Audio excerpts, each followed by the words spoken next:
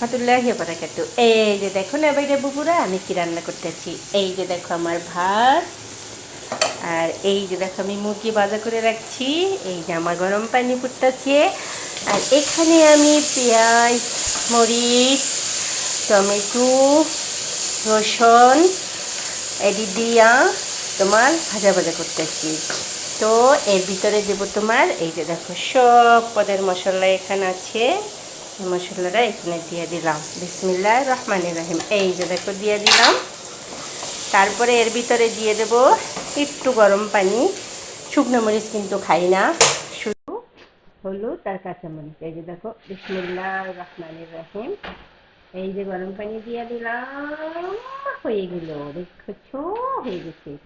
তো তারপরে এটা হয়ে গেলে এর ভিতরে দিয়ে দেব আমি ধনে পাতা আর তোমার জিরার ফাঁকি।